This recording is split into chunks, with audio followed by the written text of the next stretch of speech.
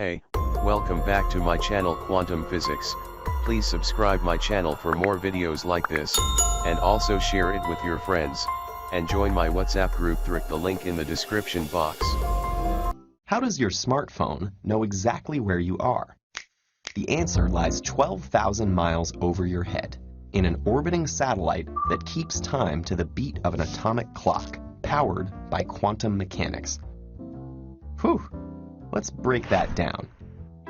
First of all, why is it so important to know what time it is on a satellite when location is what we're concerned about? The first thing your phone needs to determine is how far it is from a satellite. Each satellite constantly broadcasts radio signals that travel from space to your phone at the speed of light.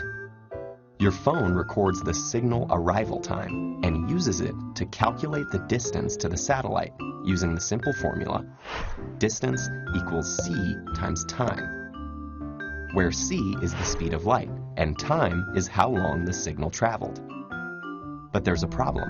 Light is incredibly fast. If we were only able to calculate time to the nearest second, every location on Earth, and far beyond, would seem to be the same distance from the satellite. So in order to calculate that distance to within a few dozen feet, we need the best clock ever invented. Enter atomic clocks, some of which are so precise that they would not gain or lose a second even if they ran for the next 300 million years.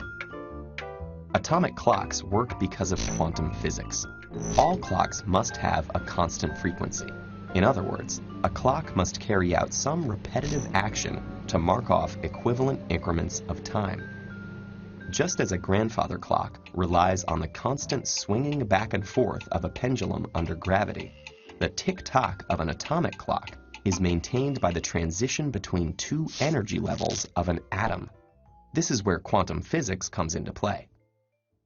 Quantum mechanics says that atoms carry energy, but they can't take on just any arbitrary amount. Instead, atomic energy is constrained to a precise set of levels. We call these quanta. As a simple analogy, think about driving a car onto a freeway. As you increase your speed, you would normally continuously go from, say, 20 miles per hour up to 70 miles per hour. Now, if you had a quantum atomic car, you wouldn't accelerate in a linear fashion. Instead, you would instantaneously jump or transition from one speed to the next. For an atom, when a transition occurs from one energy level to another, quantum mechanics says that the energy difference is equal to a characteristic frequency multiplied by a constant, where the change in energy is equal to a number called Planck's constant times the frequency. That characteristic frequency is what we need to make our clock. GPS satellites rely on cesium and rubidium atoms as frequency standards.